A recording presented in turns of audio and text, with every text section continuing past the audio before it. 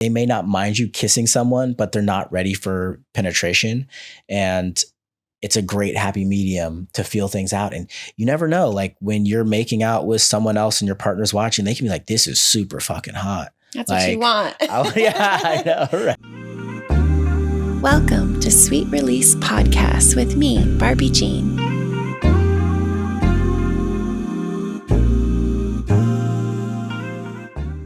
Hi, sweets. Welcome back. Today I have Michael here with me today. Thank you. Yeah, it's good to be here. Of course. We are chatting about threesomes. My favorite subject. Yes, it's one of my favorites too. So we're going to talk about boundaries, like what to do when you cross someone's boundary. If you're in a relationship and you're curious about exploring threesomes, and then even reclamation sex. What is that? And why do we love it so much? Okay. So let's start with I would love, we both have been in a lot of threesomes, which I think is why we're going to be good at this topic today. But what do you do if you're interested in exploring a threesome? Like, how do you even bring that up to your partner or lover? Communication. It just starts with having that open dialogue. If you are interested, if you're the person that's interested in the threesome, finding a time to bring it up is just as important as bringing up the information, right? Not everybody wants to talk about a threesome at certain times, right? So at the end of the night when my wife is winding down from work, that's not the time she wants to talk about a threesome, right? What she does like is when we go out to a nice restaurant and then it's like, hey, what's been up? What do you want to talk about? She loves, she's a foodie, so I know if I bring her to a great restaurant, she'll be happy to talk about anything. So I think it just starts by putting someone in the right environment to be able to have that communication and not just bringing it up like, someone's after work and they're chilling and, they're just trying to wind down and not think about things too deep, or right before bed, or right when they wake up, or, just knowing your partner and finding and understanding the right time of when to bring up this type of conversation, when they'd be the most receptive.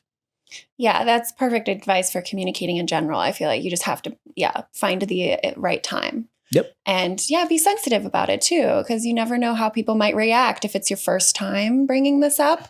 I think that's also important too, is to just kind of tiptoe into it. Exactly. And I know that when my wife first gets off of work, she is ready to say no to everything. So this isn't the time to bring up the threesome conversation, right? When she's eating an amazing meal, she's more, I'm not saying she's a yes to everything, but she's more inclined to be open to exactly what I'm saying versus a little bit more closed off. So starting off with the right environment and the right time. Did you guys you started monogamous, right? For a short period? So when we first started dating, yes, we were monogamous. Right before we got married, we became non-monogamous. So we've been non-monogamous for almost 7 years. Our anniversary is August 29th. Oh, coming up. Congrats. Exactly. Thank you very much. It'll be 7 years. Do you remember who brought it up for you guys and how that conversation went initially? That story started because she caught me cheating. Oh, shit. Yeah. Yeah. Take me back. Oh, no. Yeah, she caught me cheating, and I used to be a meditation coach and a yoga teacher. And I realized that we were about to have the big conversation, this could be the breakup one. And she had caught me cheating, and I was like, look, before we have this conversation, let's just meditate for 20 minutes. And we meditated. And during that meditation, I was like, why are you cheating? You love this woman, and then I realized man, I think I may have mentally, physically, or spiritually cheated on every girlfriend that I've been with. I don't think I'm monogamous. And prior to that time, I had 5 threesomes prior to getting married. So I was like, that's just an experience that I'm still want to experience. I don't want to get married and be like, oh, remember those times I used to have threesomes? I want to see if we can find a way for my fantasies to come true. And so I told her that, look, I don't think I'm monogamous, and she was like, hey, I think, thank you for being honest. And since we're being open, I'd like to try hooking up with women. And I was like, hold up. I think we could have a threesome. So that is literally how our first threesome happened. And, it was a super vulnerable time to just like, you know what, I'm just not monogamous. And for her to feel comfortable because I was vulnerable saying, I'd like to explore as well. We got to the point where it was like, okay, the first step is to try a threesome. And we did with a good friend of mine. It wasn't like a random person. And I can get into that later of like the spontaneous threesomes versus the planned threesomes. Yeah, definitely. But it was someone that I knew. They were coming into town. We had some, I told everybody was informed prior to. It wasn't a spontaneous. It was like, hey, you're coming into town. I was wondering if you would be down for this. Like, my wife is down. Are you down? Cool. Started a group chat and kind of was a little flirty on there. Mm-hmm. And yeah, when she came in town, we had that threesome. And it was a little rough at first. Yeah, I think first threesomes always are. Exactly. And so I think that's a good thing to also talk about because with every relationship, I've been a lot of firsts too with like couples. Ooh. And so I was seen a lot of arguments, have you? Oh yeah. I've seen some uncomfortable like energies for sure. Being the third in those situations when people are like arguing, like, why are you kissing her so long? Like, it's never gotten to like a verbal argument, but I think I can just really sense like energy. Okay. Or they'd have to like, or they like left the room and like, took it away, but it was never really like in front of me. Okay. But it was always like, or actually maybe there was one time where she kind of freaked out for a second and I was like, okay, I think it's my cue to leave. But yeah, let's talk about that because I think it's important for people to know if they're stepping into this space that, it's okay that it doesn't go smoothly the first time. So how do you check in throughout? Yeah, you can't expect the first time of anything to go smoothly. Totally. Right? Like anything that you try for the first time, it's going to be super awkward. So having that understanding going into it is the first step. But if things do get rocky or it is your first time, it is totally okay to leave the room in a threesome, to take a break, to pause everything and talk to your partner. No one is going to, people are going to respect you so much more for saying, you know what, I feel uncomfortable right now. And if you need to check in with yourself, then go by yourself. If you need to talk to your partner, then say, hey, can we go into the other room? Or, hey, can you give us a minute so we can talk some things out? I think people respect that communication versus like, I can't believe they would stop this momentum we've got going. It just lets everyone know that you're in tune with your feelings and you're feeling this thing out. And I think everybody can respect someone that's like, hey, you know what? This is no longer a fuck yes. And I just need to check in with myself or myself and my partner. Yeah. And I think in the topic, like maybe we can sway with into like how to pick someone, like pick a third, because I was also thinking if it is your first time, it would probably be beneficial to find a third person that has experienced threesomes before so that they kind of know the dynamic and that they can like also be respectful of you because there's so much more emotions involved. So it can definitely get like... Barbie, that's a great point, is picking someone that's been in a threesome before. And I think it's a bigger point than picking someone to have a threesome with. Right? If that person has never had a threesome, you're having like 3 people here who have never done this before. So having somebody that's had like multiple threesomes before, they know how to navigate it. Maybe they're not just basing off of one experience, but they've had multiple threesomes. So they can help everyone navigate it. They may be in a little more in tuned to be like, you know what? Something's off. I'm going to step out. You know, and maybe they know how to make it less awkward as well when they step out. It's like, oh, you know what? I need to use the restroom. And it gives that couple a time to talk. So I think that's a really good point, is having a threesome for the first time. If you can find someone that's done it before, great. Now, if you can't, I think one of the things you could do is start a group chat between the three people. Always. And you could start talking about boundaries in the group chat, because I think some people think that if you start the group chat, right, are those other two going to text each other without me around? And that can eat at you. And the best thing to do in that situation is to outline the boundaries, like, hey, I'd prefer all communication between you two happen on here and there not be a side text.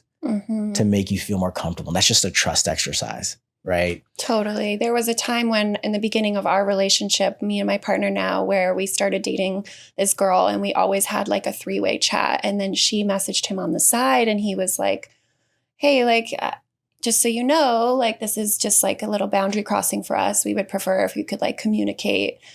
So yeah, it's a perfect opportunity and just a great way for newbies to like make sure that you're feeling good about everything. Yes. Everybody wants to come in feeling like they're on the same page, and there hasn't been like some side flirting and some side conversation to where they're hooking up and they're like whispering inside jokes. Like, wait, like, what do you mean? Why do you call him daddy?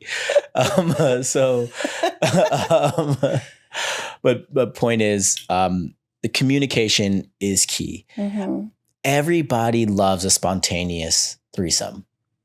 They're just so rare. They are rare, yeah. So to try to give you tips for spontaneous threesomes is not realistic. If it happens, it's a unicorn situation, and like, great, you did it. That's awesome. But, you know, I've been doing this for years, and maybe like 2 or 3 spontaneous, natural threesomes have happened to me. Yeah, I don't even know if I've had one of those. Maybe at like a swingers resort, which even if but it's not. Really is it not? That's what we're here for. Yeah, exactly. I've had a few in the wild, but super rare. So communication prior to getting, you know, as you know from the play, I like desires, intentions, and boundaries expressed prior to playtime. In most situations that I'm in, and there's more than like one other person that I'm playing with, I try to get everybody's dibs out there. Yeah, ask them like, what are your fantasies? Like, what's your intention for this experience? You're having this threesome, like, what do you want to happen to you? And even if you're a third, I think that's really awesome. Like when we've had dates with women and they've been like, what are your boundaries? What are this? Like, that's really awesome to start the conversation on both sides, you know? Yeah, for sure. And again, every single person should say their desires. So at least we can maybe have a little checklist if everybody feels comfortable with it. I've always hated like going into play situations without talking about what I would like to experience in that play situation. I don't like to leave it up to chance. Yeah. You know, and most people, once they know what you like, they're like, yeah, let's knock it out. Yeah, and they like want to make that happen. Yeah, exactly. Yeah. And they'll get like a little bit more into it. You know, sure. Maybe. That's what you want. Right? So next. What about when you cross somebody's boundaries? Like how do we? So I think crossing anybody's boundaries, whether it's in a threesome or just in a relationship, is fairly similar. Identifying the boundary that you crossed, like clearly, acknowledging that you crossed that boundary, whether you did it unbeknownst to yourself or knowingly, it doesn't matter. Just the acknowledgement that you crossed the boundary is huge. And then, you know, from there you can say, I'm not going to do things different, but only your actions will tell. And I think I've told other couples this, if the boundary is crossed, the best way to repair is putting someone back in that similar situation to see if they learn from their mistake. versus let's never do this threesome again. Right? Like, let's try it one more time and see if you learned. And if it becomes a pattern, now we have an issue, right? It could be a character trait thing. Yeah. So that's something else. So yeah, boundary crossing is going to happen. Yeah, it is. And I also think sometimes it's tough for someone to voice to their partner that like you did cross a boundary. Like sometimes you just feel awkward, you feel weird. You're like, oh, now I'm starting to feel like, or maybe this isn't a boundary that you voiced ahead of time, but now it's starting to feel like it is one. So how do you do that in the moment? Or yeah, I think one thing everyone should realize is that boundaries evolve over time. With our experiences, they evolve. When we first started play parties or hooking up with other couples, it was, no kissing. Really? Like our first one or two, it was like no kissing. And it was like, this is clearly doesn't make sense. Like kissing this is what turns me on. Like this is how we get started. Like, but I've heard that from a lot of people that kissing is a very like intimate, sensual. This is exactly what my partner said. It was like, hey, like kissing is super intimate. And what I realized is like, I kind of need a kiss to get started. So like, I don't know if we could even play with like, it's super weird to me if someone just starts sucking my dick without a kiss. Like, I just got here.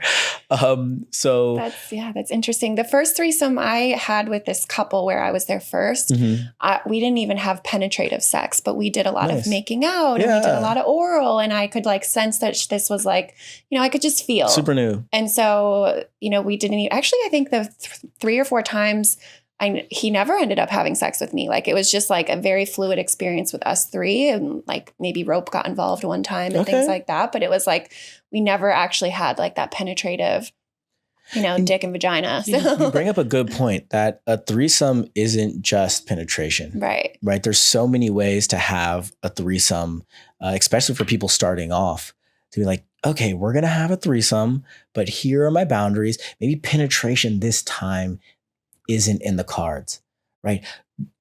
A threesome isn't defined by penetration. To me, it's defined by intimacy. And if you're not ready for penetration, finding different ways to bring a third in to potentially lead up to that, or maybe your threesomes are non-penetrative. Right.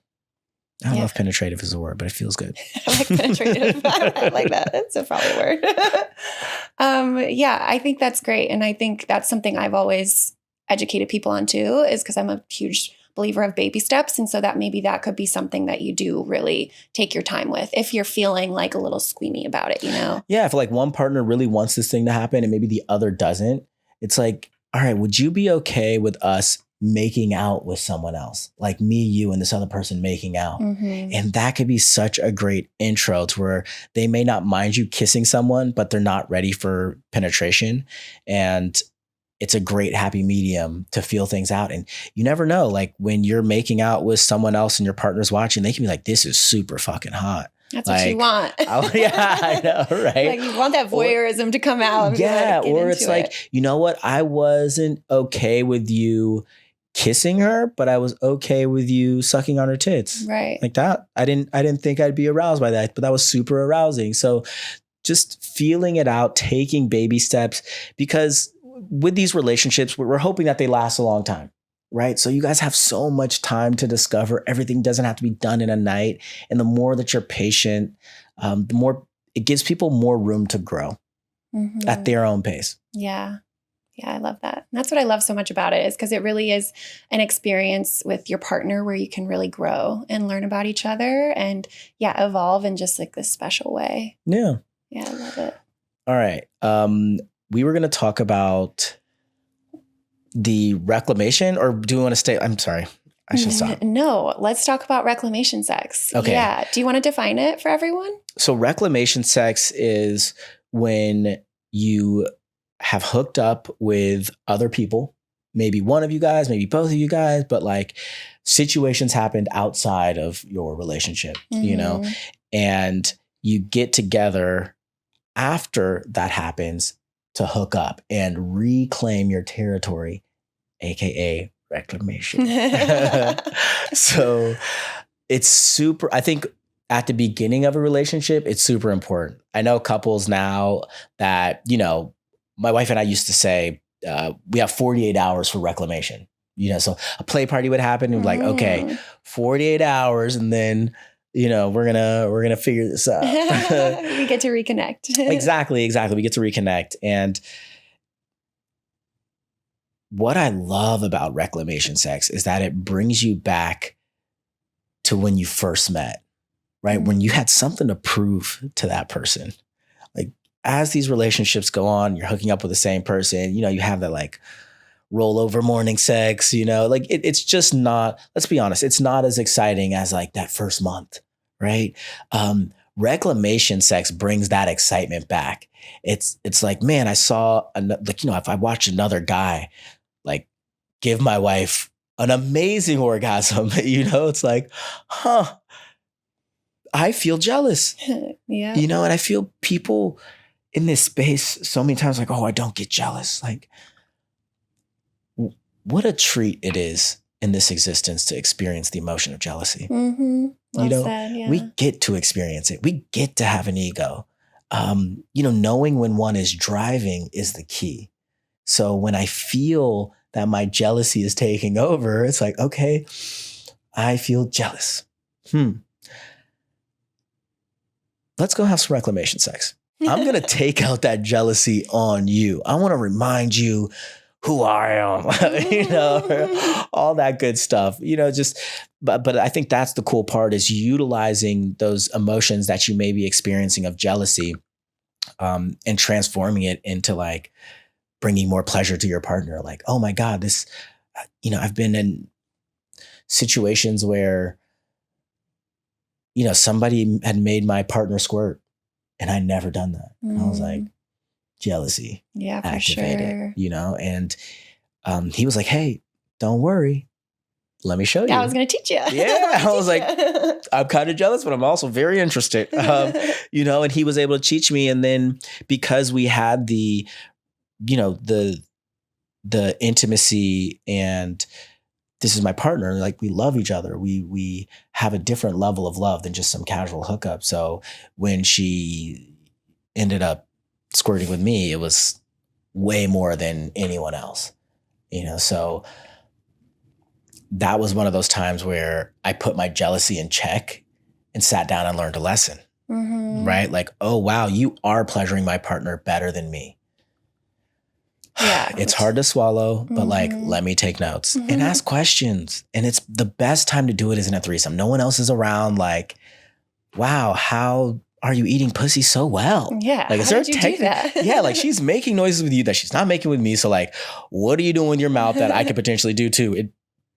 9 times out of 10, nobody's gonna be like, no, that's my little secret with me and your girl. Like, yeah, get out. See you later. Yeah, exactly. It's like, no, like, let me show you. And it becomes, that's what I really love about threesomes. It gives me some really cool learning experiences. And then also communication exercises. I'm just like, yeah, we're in the heat of battle, or fun. And we can stop and talk about things. And those are some of my favorite conversations.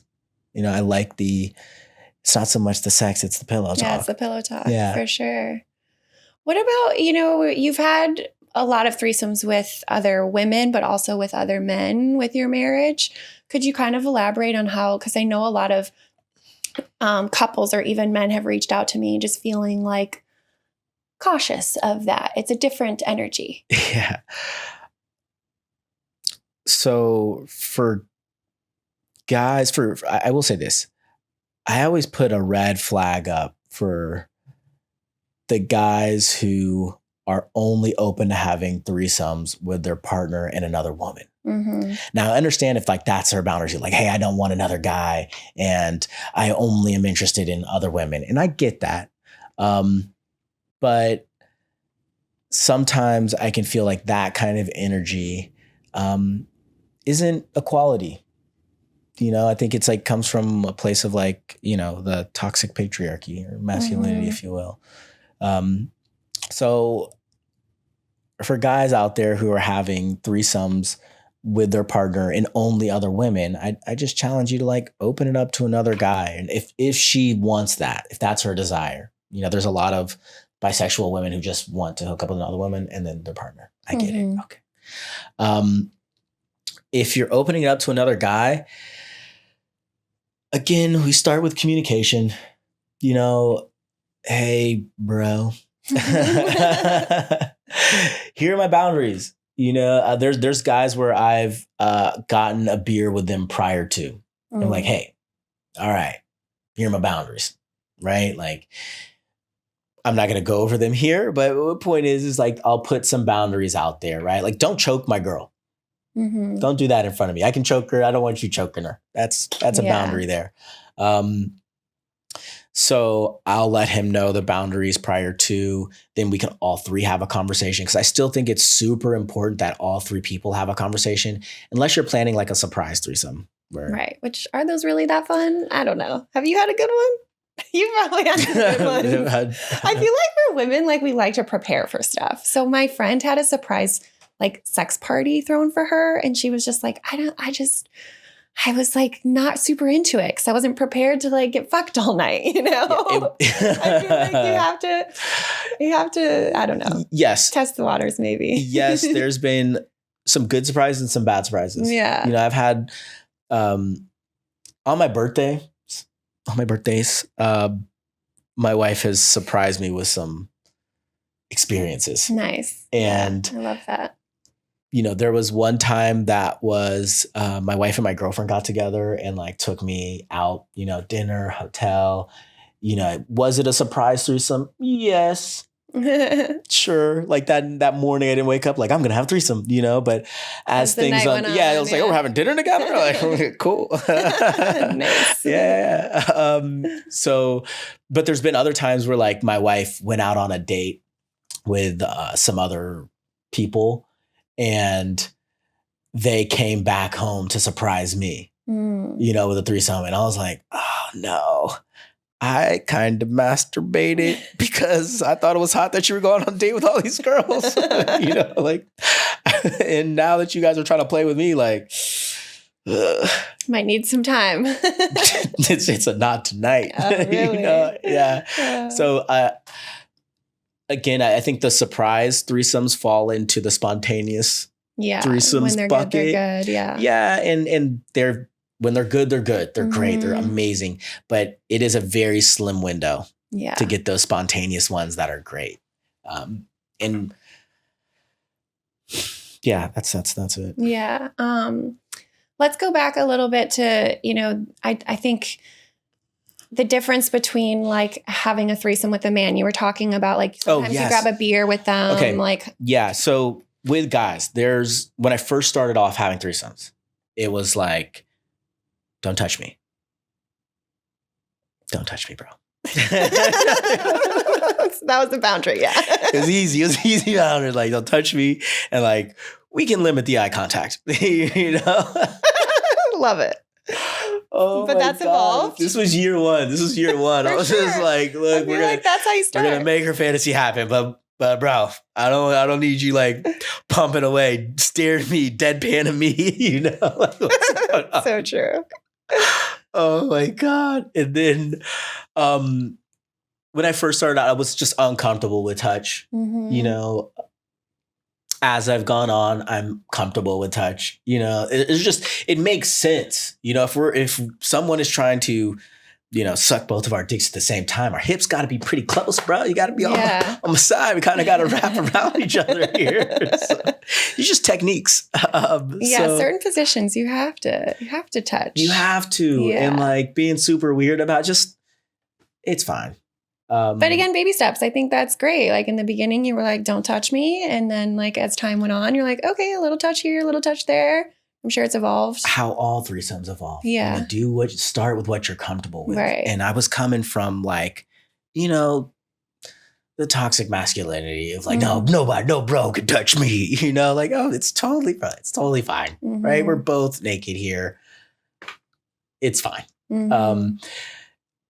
Nowadays, like, yeah, if we're having a threesome and like I make eye contact with a guy and it's like, yeah, like we're having a good time, right? We're doing it, man. You know, it's more of like a just a connect. I'm super excited for those moments where like we're giving someone a great experience and we have eye contact and be like, yeah, man, we're getting it done. It's teamwork. And I don't know if, you've ever been on a team sport growing up, but it's like one of those things where, when I was playing basketball and someone would give me like an alley-oop and I would dunk it, something, I don't avoid eye contact after that, and this is up there with that feeling. Like having a threesome is like up there with like scoring a basket feeling. So it's like, yeah, you gave me the assist. I made the shot. Like I look at him like, yeah, man, we did it. We're doing it. We're team working together. So that is the vibe. And it feels good in the moment because you are like you're either passing him back or you're moving into different positions. And it just does feel really like like teamwork and fluid is the word I always use. That's the way to look at it. Yeah. The way to look at it is that this is your teammate. And you have to have like good communication with your teammate. There's got to be eye contact at certain parts, and reading your teammate as well. Right? There's times when, God, I like the teammate reference. Yeah, there's times when, I gotta take a time out. Yeah. Right? So my teammate, he's still going. Right? So great. You keep going. I'm gonna take a time out. Matter of fact, I'm gonna be a good teammate. I'm gonna get us some water. Right? And I come back in the room like, hey, here you go. Boom, get some water going. If they need a break, but we're in this constant communication during the threesome as well. Has there ever been a moment where you felt like you needed to take a break because like a boundary or something, maybe in the beginning or? Yeah, there was times in the beginning for sure where, we were it wasn't a threesome, but it was like a swap, and the guy was like just tearing my partner apart, it was like making noises that she hadn't made with me. And jealousy was creeping up. Jealousy was creeping up. And I was like, I have a whole nother human in front of me. Like, hey, I'm here. I'm hot. Like, I'm like, you are hot, but like, and I'm not really focused in. And like, I was starting to get jealous. And yeah, I had to just take a deep breath and breathe through it. And also realize like I have this extremely hot person here. Like, why am I not focused on like right here, right now? So yeah, you're in your head for sure. But yeah, in the threesome, when that jealousy pops up, I first I say take a break to leave the room. Yeah, we mentioned that in the beginning. Like sometimes it's good to just stand up and just say like, hold on. Exactly. That's all you got to say. Yep. Can we hold on? if leaving the room still makes you feel uncomfortable, if that's the option where it's like, no, I want to see what they're doing because this is getting on my nerves. Like, okay, cool. Just say, hey, can we take a pause? Yeah. Right. No one in the piles will be like, no, I got to keep going. Like, excuse me. Right. So when you say take a pause, everybody pauses and can I talk with my partner, or maybe it's the other person like, hey, can I talk with you? Or some of the most beautiful conversations when everybody talks together, right? Even if it's just supposed to be between one person, sometimes that third person seeing the way you communicate helps them in their relationships and their future communications in threesomes. So if you can have all three people there present, you feel comfortable like that, go for it. But if not, I totally understand. You can just talk to your partner. It's just, I've been the person where the couple walks out of the room and I'm just there in silence, with like the playlist and the lights going. Like, I wonder what they're talking about. For sure. So it kind of creates, being empathetic to that third person that when you go and leave the room with your partner, they're in there thinking like, what did I do? Yeah, exactly. Right. And maybe it wasn't a you thing, right? Maybe it was something that came up for them. Maybe they got a random text that has nothing to do with that threesome at all. But like when you're that third person just left in the room, it can be super awkward. And then when they come in, they're like, oh no, we're fine. It's like, are you? Like, maybe give me a little something. Can you give me like a little, like what was there? So because again, no one comes into these spaces trying to cross anyone's lines. So by communicating, hey, you know what, we needed to just take a second. I was feeling a little jealous. Like, oh, okay, well, like, let's all focus on you. Yeah, redirect the energy. Because the moment you say like, oh, I'm just feeling a little jealous about this, you can easily switch it up and do something different that feels better. Or you can stop it altogether. I mean, that's totally fine too. If you need to, you can cuddle or, people have boundaries about cuddling though too. But sometimes it's nice to just like lay in bed together and I don't know, just be in that energy where you're just loving on each other and legs are crossed and you're just rubbing each other. The pillow talk is my favorite. Yeah, I think just good. sitting there with all three people and talking about their past experiences, just getting to know each other. Mm-hmm. You know, first off, you know, like you can only have sex consistently for so long. Right. Without drugs. But I love the moments where the three of us get to just chill. Mm-hmm. Right? That's my favorite part We didn't just too. invite you to this threesome because we thought you were hot. Like we thought you were hot and interesting. And those moments of the in-between of like, ooh, we all need to take a break and like, oh man, talking about what just happened or me shaking up a cocktail for us. Yeah, like let's make drinks, Yeah. like all of that. You have these great conversations like, okay, I'm feeling good again. Let's start again. It's like, yeah, okay. Or two people are feeling good again. It's like, you know what? I'm just going to enjoy this drink while you guys, I'm happy to watch. Right. And then you get to these really cool, fun dynamics. Now, I did want to come on and say one of my biggest tips for threesomes. Please. So my biggest tip for a threesome is that no one is ever going to get equally pleasured from a threesome. Mm-hmm. Just like no one is ever going to get equally pleasured from like a one-on-one situation, right? Rarely are you guys coming at the same time, right? So understanding that some nights you may be the focus. Some nights your partner may be the focus. And some nights the third person may be the focus. Wherever you guys start feeling the focus is going, lean into that. Because eventually it's going to be your night and people will lean into you. So don't make it feel as if like, oh man, I didn't get an orgasm tonight and everyone else got an orgasm. Hey, that's fine. Hopefully we can do this again. We'll figure it out. Mm-hmm. Yeah. That's great advice. Yeah. Lean into where the energy's going. Oh, so good. We've been with, women before where, we had a lesbian phase for like a year. Oh, nice. I know. It was a thing. And, so you weren't getting a lot of love. Well, that was the thing. It was a 50-50. Sometimes the woman wanted to just experience some real penis. So it was like, I'm getting all the love. Like, I thought you were a lesbian. Like, you will not get off. Like, my wife have a turn here. That's awesome. Like, okay. Because, that's the taboo thing. Everybody's leaning into their taboos, right? Mm-hmm. And then there's some times where it was like, she definitely is a lesbian. And like, we're clearly like, hey, she's like, actually, I don't want any penetration tonight. Like, I'm okay with you like touching me with your hands. It's like, wait, what just happened here? Is this a threesome? Or like, you just hooking up with my wife and be watching? But like, cool, that's fine. So if your boundary is like no penetration and, light touching, no kissing, that's okay. There's still 3 people here. So I'm going to lean into making this my wife's favorite threesome ever. We're just going to like lean into everything her. You've got the bottom, I've got the top. We'll do all these different other things and focus on her. And I think that is what you have to notice is just who is this focus? Now, don't get me wrong. Sometimes there's like those very rare times where everybody is equally into it and satisfied. Mm-hmm. Great.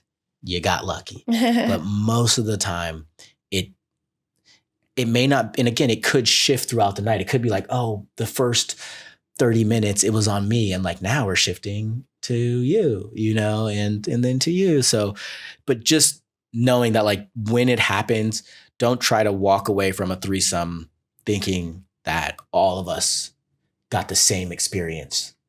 It's impossible. Totally. Yeah, that's great advice.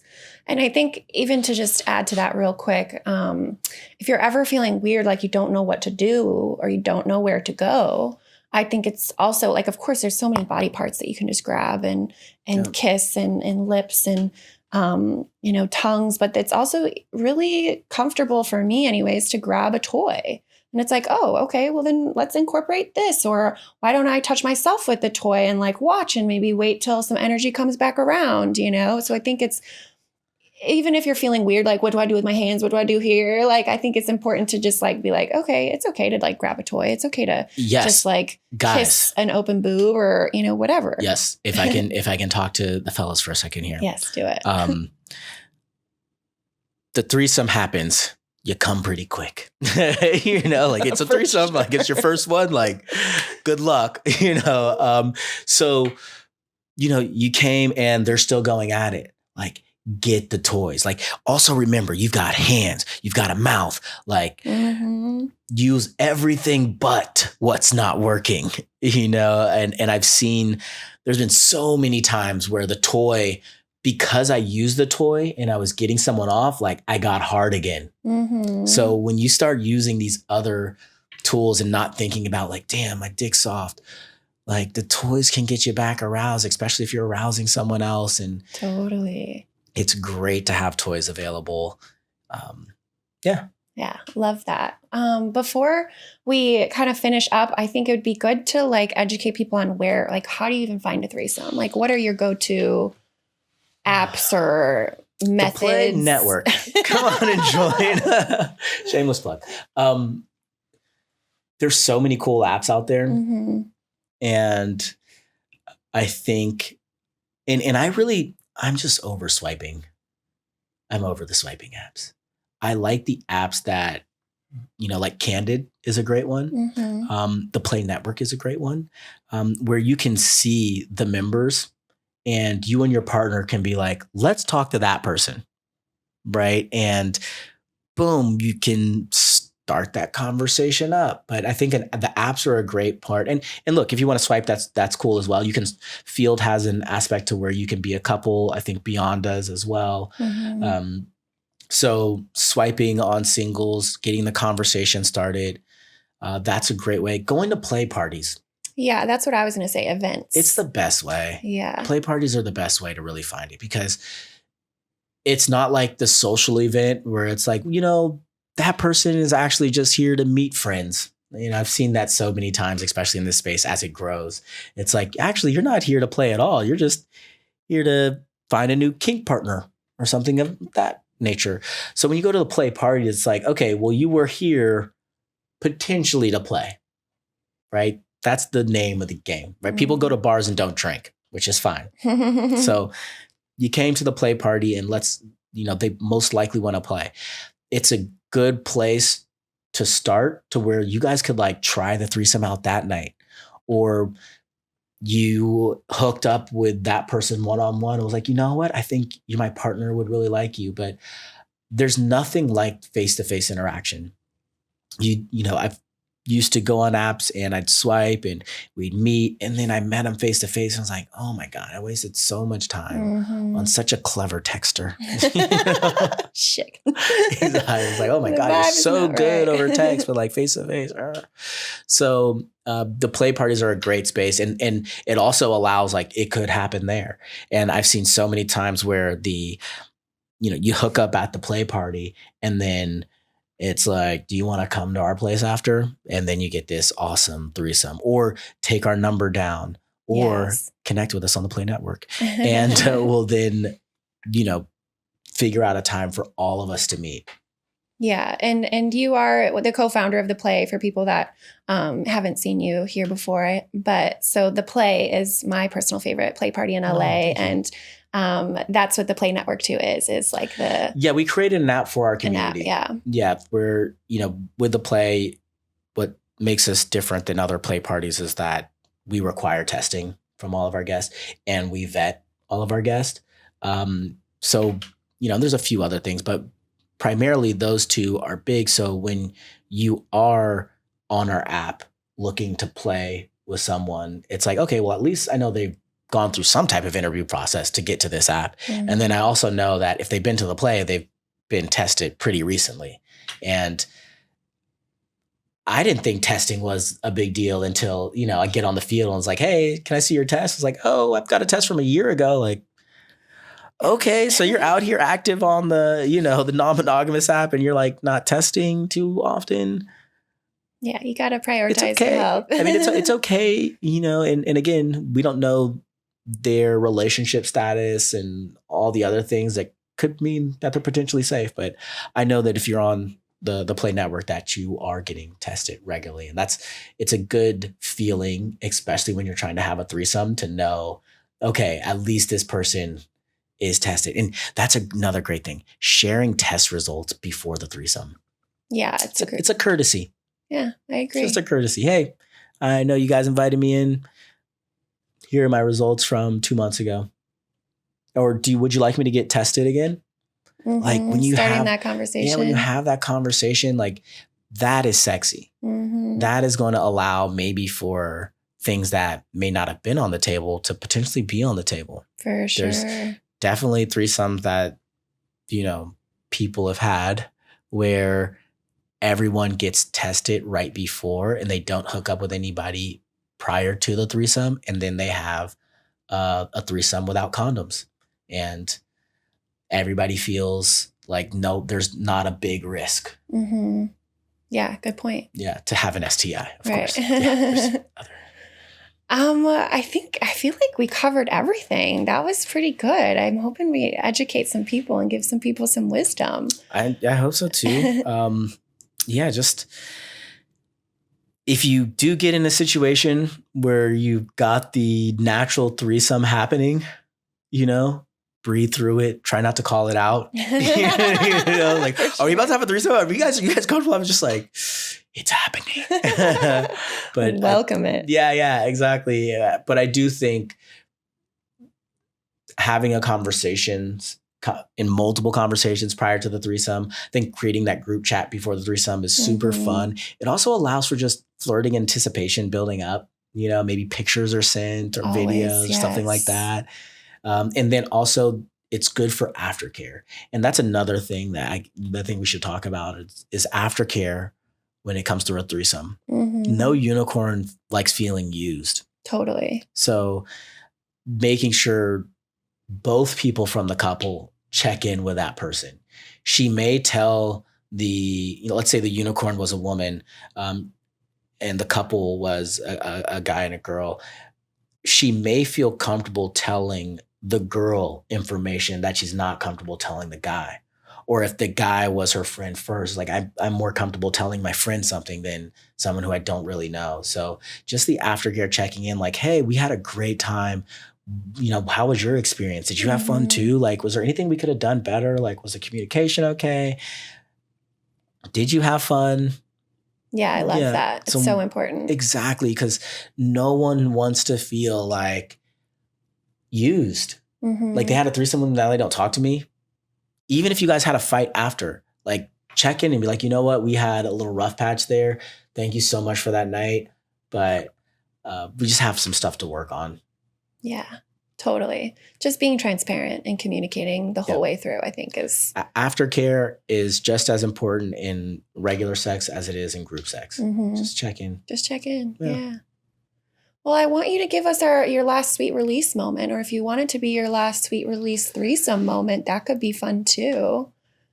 I don't know, whatever you feel is right. It was just my birthday. Oh, shit. Did you get a threesome on your birthday? Happy belated. Yeah, my birthday was pretty wild. Was it? Yeah. Share as many and all details that you're willing to share. Oh, man, here we go. Where to start? Oof. I had wanted a blowjob from 4 women at the same time. Nice. And I just happened during my birthday, there was 4 women around. And I communicated to everybody, their partners as well. I was like, I know this is definitely some taker energy, but it's my birthday. I deserve it. Yeah. And so they were like, okay. Everybody was like, okay, cool. Yeah, for sure. And they were like, do you have enough dick for 4 people? I was like, it's a fair question. That's a fair question. Someone could be on the balls. What do you mean? That's what I said. There's like a lot of things down there. I don't know how you guys do blowjobs, but it all doesn't have to be on my penis.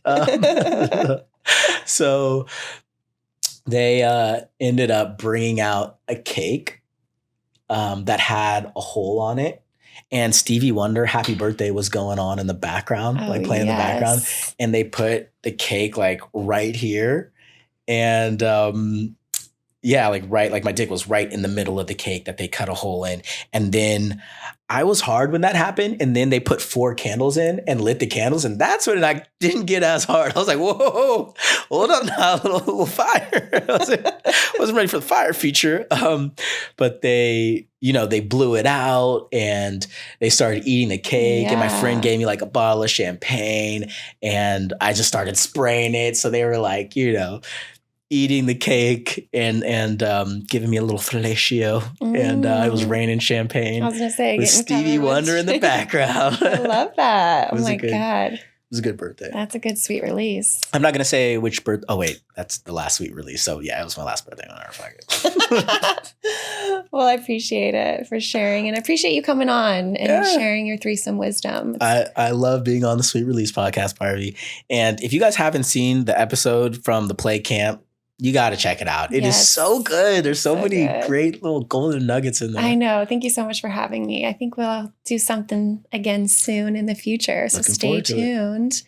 But yeah, thanks again, Michael. And thank you, Sweets, for coming back week after week. Be sweet to yourself and be sweet to those threesomes. Enjoy. Love you guys. Bye.